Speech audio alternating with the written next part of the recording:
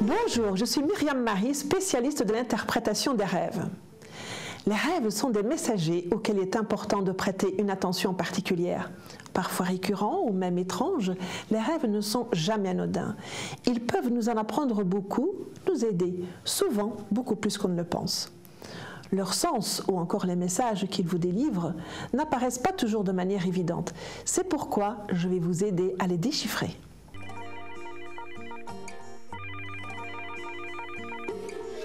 Oui, bonjour. Votre prénom, s'il vous plaît? Je m'appelle Julien. Et votre âge, s'il vous plaît, Julien? J'ai 33 ans. D'accord. Alors, Julien, vous allez me raconter votre rêve, s'il vous plaît. Je vous écoute. Alors, dans mon rêve, je suis dans une sorte de campement. Ça ressemble presque à un bidonville. Il y a pas mal de gens autour qui sont tous inconnus, excepté un collègue. Alors, c'est pas un collègue très proche dans la vie, mais dans mon rêve, il est très sympa et c'est surtout mon seul ami parmi tous ces inconnus. En voulant nous éloigner du campement, on se rend compte que celui-ci est complètement ceinturé par des grands murs en béton et qu'on ne peut pas sortir. Mais au bout d'un moment, on finit par trouver une espèce d'évacuation d'égout, un tuyau assez gros pour qu'on puisse s'y glisser et qui pourrait peut-être nous conduire dehors. Au fond du tuyau, il y a un liquide suspect qui semble toxique. Je me glisse quand même dans le tuyau et là j'y trouve un enfant accroupi qui me regarde silencieusement. Je lui demande ce qu'il fait là, mais il ne répond pas. Il se met alors à boire le liquide toxique. Je lui explique qu'il ne faut pas, mais il continue. J'essaye de l'en empêcher et j'arrive finalement à le faire sortir du tuyau. Nous nous retrouvons en dehors du camp. C'est la nature, il fait beau. J'essaye de communiquer avec lui, mais il ne réagit pas, il ne parle pas. Il semble être un peu perdu ou juste simplement ailleurs. Et par moments, il pousse des petits cris inexplicables, bien qu'il n'a pas l'air de souffrir. Et voilà, ça c'est la fin de mon rêve. Qu'est-ce qui se passe actuellement dans votre vie? Rien de spécial, à part que je suis amoureux. D'accord. C'est la personne avec qui j'étais, puis je suis en train d'amoureux. Voilà. Professionnellement parlant, il ne se passe rien pour le moment? Non, rien de spécial. D'accord. Ce rêve, vous l'avez fait il y a longtemps en arrière ou c'est tout à fait récent? Celui-là, il doit remonter à il y a un mois à peu près, je pense, ou deux. Voilà, et au moment où vous avez fait ce rêve, y avait-il eu un événement particulier, tout à coup, qui vous a un peu troublé? Ça peut être n'importe quoi, hein, quelque chose qui vous a troublé. J'ai pas réussi à le relier à quelque chose. Directement comme ça, d'accord. Non, mais bon, d'abord, la première chose qu'on explore comme ça. Donc, dans ce rêve, vous vous sentiez comment dans ce rêve? J'étais plutôt étonné. Étonné. Pas de peur ou d'inquiétude. Pas de peur, pas d'inquiétude? Non. Pas des émotions comme ça. Et alors, quand vous avez découvert cet enfant, ouais. Quelle émotion avez-vous ressenti devant cet enfant? C'était plutôt un sentiment protecteur, ouais. J'avais envie de lui venir en aide. D'accord, d'accord. Quand vous êtes sorti là, vous vous êtes senti comment? Je sais pas, j'étais sûrement heureux d'être sorti, d'avoir réussi à trouver une sortie. En même temps, j'étais plus préoccupé par l'enfant qui était avec moi. Et quand vous vous êtes réveillé, vous vous êtes senti comment? J'étais assez étonné par le rêve et ouais, j'arrivais pas à lui trouver une signification. Ouais. D'accord, d'accord. Ben écoutez, Julien, c'est ce qu'on va essayer de faire, n'est-ce pas? Donc, je vais rassembler tous les éléments que vous m'avez donnés là, hein, oui. Et je reviens vers vous dans quelques instants. À tout de suite. D'accord, merci.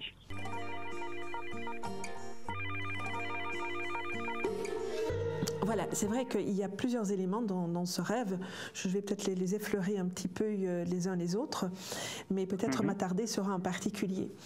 Alors, ouais. Vous étiez quand même dans un espace délabré, puisque c'est un bidonville, c'est un espace délabré. Oui. Hein,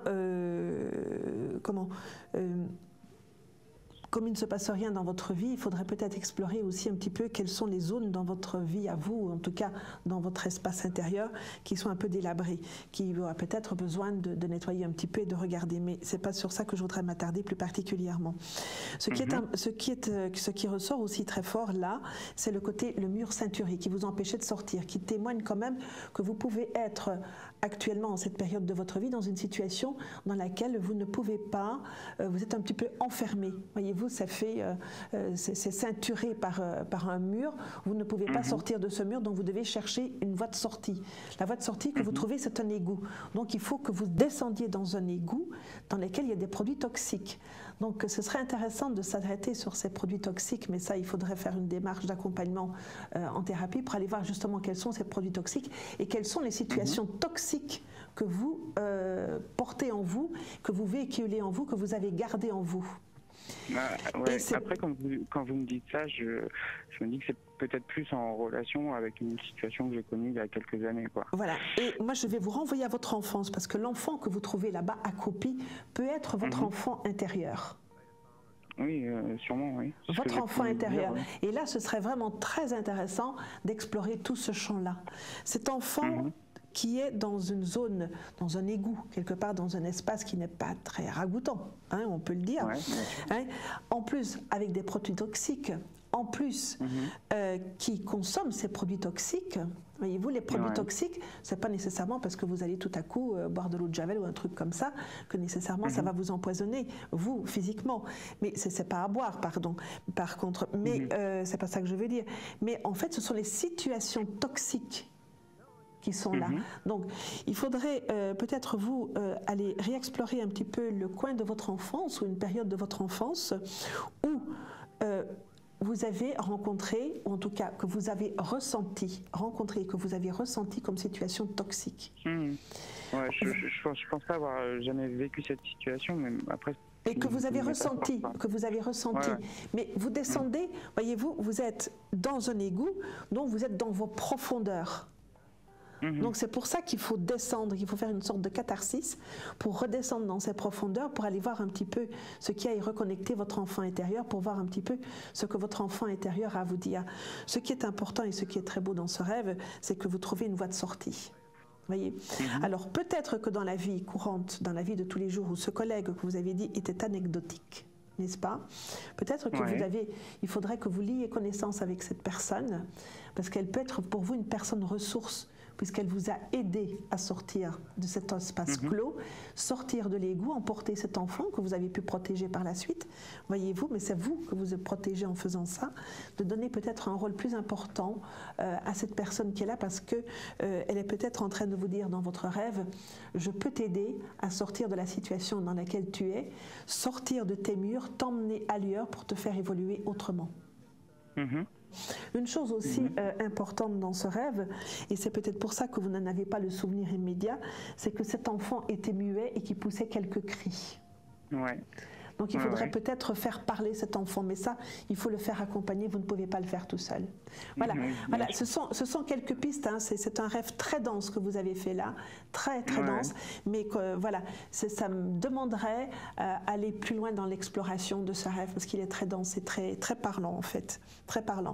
Donc si vous en avez l'occasion, notez-le ce rêve, ne l'oubliez pas, notez-le, ce serait peut-être intéressant de revenir dessus, justement d'aller faire parler cet enfant-là. D'accord, ok. D'accord. C'est noté. Eh bien voilà, Julien, je vous remercie beaucoup d'être venu nous raconter ce beau rêve. Ce beau rêve très riche, hein, même s'il y a des choses un peu glauques, mais très riche. Et je vous en souhaite de beaux lumineux prochainement. Voilà. D'accord, merci beaucoup. À très bientôt. Au revoir, Julien. Au revoir.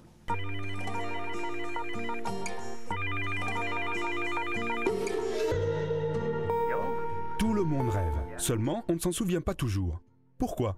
Le sommeil se compose de plusieurs phases. Tout débute par une mise au ralenti. La respiration, les battements du cœur, la température baisse. Nous entrons dans le monde des songes, puis on observe un mouvement rapide des yeux qui traduit une grande activité cérébrale. Là, tout augmente. La respiration, le rythme cardiaque, la température. C'est le sommeil paradoxal. Enfin, on replonge dans un sommeil paisible et le cycle recommence. Parfois 4 à 5 fois par nuit. Cela représente plus ou moins 1h30 de rêve. Entre le sommeil paradoxal et le retour au sommeil confirmé, il y a une phase de sommeil léger. Et c'est la longueur de cette phase qui fait que l'on se souvient ou non d'un rêve. Cette phase est comme une gomme qui efface le rêve. Plus elle est longue, plus le rêve s'efface.